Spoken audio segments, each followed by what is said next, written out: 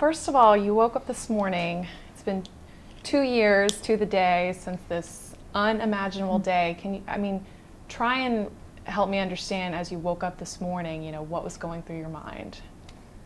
My initial thought was about Chad. I want this day to be more about remembering him, and sharing time with Lexi, to make sure that she understands that this is supposed to be a happy day and not a sad day.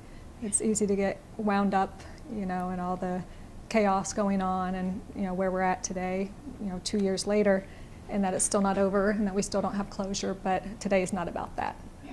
So you're determined to really make today about celebrating Chad's life and not That's a sad my goal. day. Yes. So what are you doing? Tell me a little bit about what you and Lexi have planned today to kind of honor that and not make it a sad day. Yep, we're just gonna go out and enjoy the day. She likes to go to Barnes & Noble and play in their little kids book section and maybe go to the park. Just play it by ear. We don't have any plans except to go spend some time with some family and some neighbors tonight for dinner and just make it another day.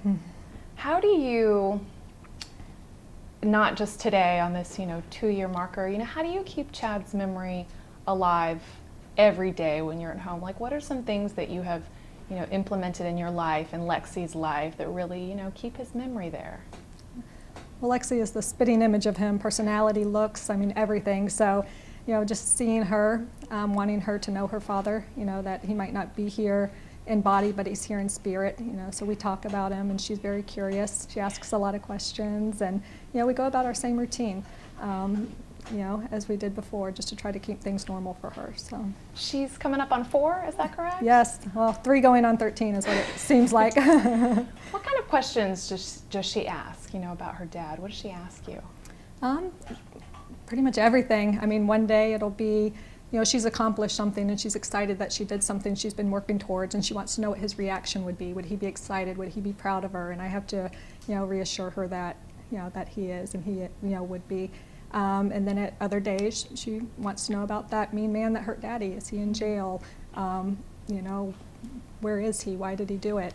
So it's all, she just talks about everything, all over the board. And I'd imagine, it's easy to answer the questions about what would Daddy think of this homework or this test, but how do you handle the questions when she asks about that mean man?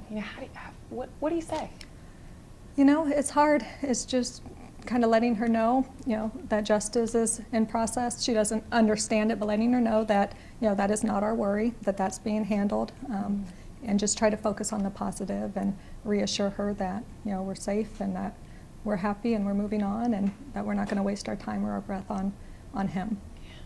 And you mentioned too that you're in a lot of ways still right in the middle of this with the legal proceedings. 2 years later, where did you think this case would be compared to where it is now? I thought it would be over a long time ago. That was my hope, but I have all the faith in the courts and in the prosecution and the state attorney's office that they're doing everything they can. They keep me updated. I see how hard they're working every day.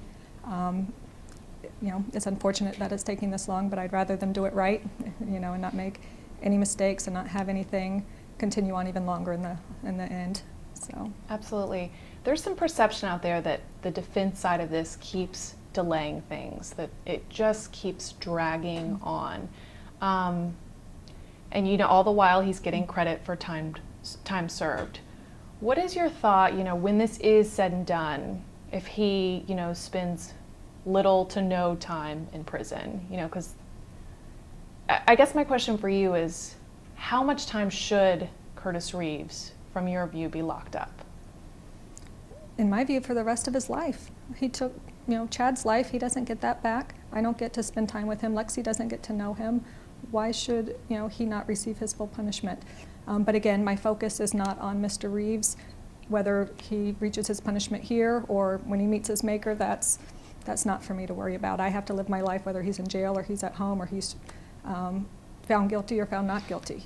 That's something I try to put out of my mind and not worry about, because I still have to go on no matter what happens, and I need to make sure that I'm strong for Lexi and I'm prepared for anything. So I just try to let time take its course and know that it's in good hands, and the prosecution's office and the attorneys will handle it.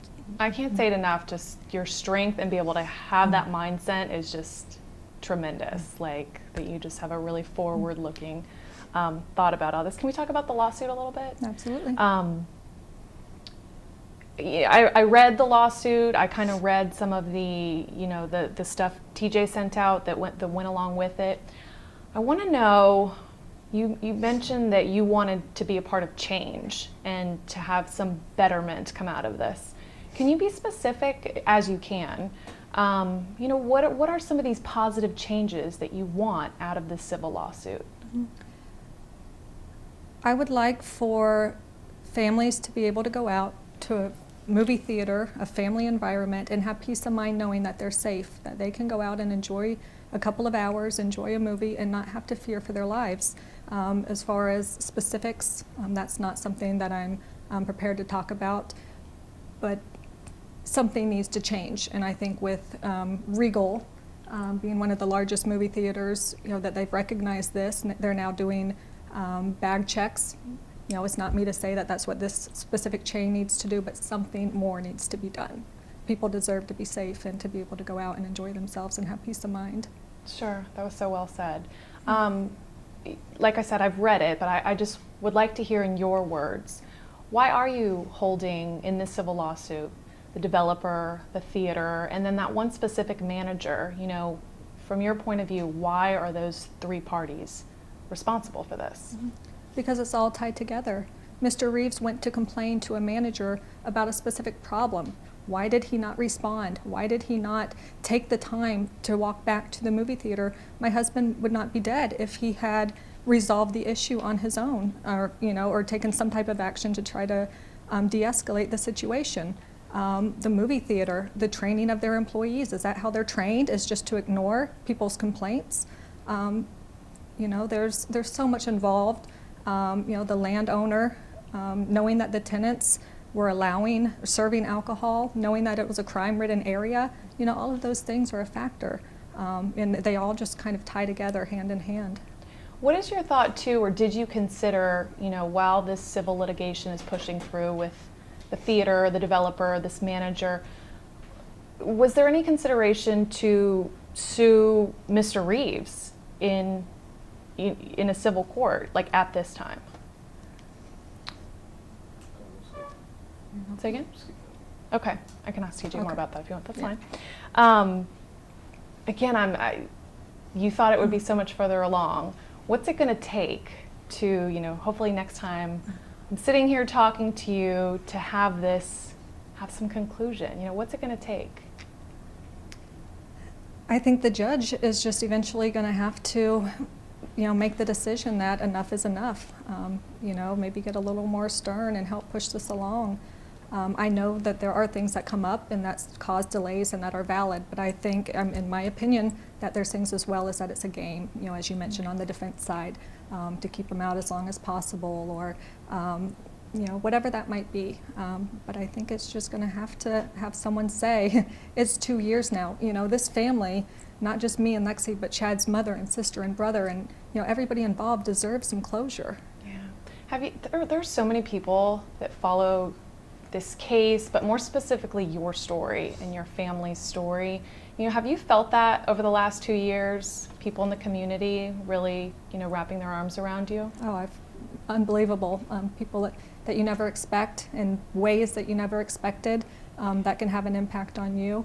Yeah, and that's, part of my goal is that Chad did not die for nothing, and that I can make this situation and hopefully reach back out to others as people have done to me, to let them know that when they feel like they're drowning and they can't get their head above water, that maybe my story will inspire them, or that I can help them in some way to say, we have a choice after these bad situations happen, no matter what it might be, that we can continue to live in the hate and the anger and the darkness and the anxiety, or we can choose, no one else can do it for us, but we can choose, to live again and to love and to laugh and to look at all the blessings around us. And just seeing other people do that for me has really inspired me to be able to do that for others as well. Are there any moments you want to kind of speak to that really stand out to you? Maybe unexpected support, or just something that really, I know all of it is special, but something that just really came out of nowhere and you thought, wow, people really care about me and care about this horrible thing that happened. Absolutely. It's pretty personal, but just last night, I was in tears when the news came out with the lawsuit and the comments about people saying it's all about money, or whatever they want to say about me. That's fine. That's their opinion. Money to me will not bring Chad back. It won't give me quality time with Lexi. It won't give me happiness. So to me, it's not about money. People that know me know my heart and know that I'm doing this from a good place. And that, to me, is about two things. One is making change so that nobody else has to go through what I went through. And two is what we just talked about, me being able to share my story and to be able to help others in a positive way. Absolutely. Do you still wear your wedding ring, Nicole? I do. Do you mind showing it to me? I don't mind. Let me see. Now tell me a little bit about the hand it's on and that finger, and if you don't mind just showing me again. Yeah. Can you tell me a little bit about Well, it? I can't wear it on my wedding finger because obviously it won't fit. So I decided to wear it on here until I'm ready. I guess I don't know when that time will be to take it off, but for now, he's still part of me, and I just made the decision to keep it on. And Lexi is all into weddings and dresses and wants to wear my wedding dress and wants to wear my rings, and it's just important to me right now. Yeah. And I know why, but can you tell me a little bit more about your ring finger and kind of how your injury's doing and how's your finger doing? Yeah, it's healed as good as it's going to get. I don't have a lot of movement in it, and it feels just numb all the time. The cold weather has it hurting a little bit more than normal, but overall, something I don't really think about too much. Do you ever notice your ring and think about it? I mean, is it more of a reminder than ever of your marriage? I mean, what do you think sometimes when you catch it on your hand? Yeah, I look at it all the time, and it got destroyed, obviously, when I got shot, but I had it rebuilt, and it was important to me because one day I want to pass it on to Lexi and let her have it, so. Yeah. Again, there's been so much concern about Lexi from total strangers. I know whenever I've covered anything about this case, people ask, how's the little girl doing? So how is she doing? I mean, how is she? Overall, I'd say she's good. We have some challenges, some things that I need to work on with her, comfort issues, and just making sure that she realizes that Chad's body is broken and that it's final, because sometimes she talks about him like, why can't he come back? He's here, you tell me about him all the time, where is he? Why can't he be here for me when I want him? So it's a challenge every day to make sure that, that she knows, that his body is not here, but his love is all around us, and to make sure that, I truly have to be well myself and happy myself for her to see that, because if not, she senses it, and it's important to me that I give her 100% everything I have to raise her right, and that kind of ties into why I'm doing this. I want her to see a woman that, can stand up for what she believes in and to fight for what I feel in my heart is right. It's very easy to want to just fade away, to throw in the towel and surrender and say, it's not worth it. But that's not me, and that's not how I want to raise my daughter. So it's a challenge every day, but I do it for her. Is there any, I mean, you will get a chance in court to say whatever you want to Curtis Reeves, what would you say to him, when that day comes? What do you want to say to him, if anything? I've stopped to start to think about that, and then I've stopped myself again, thinking, I don't want to waste my energy or my breath on him. I don't know what I would say to him. I don't know if I would even want to say anything to him, because I feel like it would just go in one ear and out the other, and it wouldn't make a difference anyways. So I don't know. I know Chad's mother has talked to me about things that she wants to say, and I'm sure other family members as well. But to me, I'm not sure at this point. Yeah, maybe when the time gets closer, I'll put some energy into thinking it through, but yeah. I feel like people can almost sometimes get held hostage by that thought of what do I want to say to him, and what do I want to tell him, and I feel like it's almost freeing that you don't feel that need. There will be a time when I need to deal with it, but right now is not that time. Yeah. What do you think Chad would say if he were here? What do you think he's saying, looking over us right now? What do you think he thinks of all of this, where the case stands, of you and Lexi? What would he be thinking right now?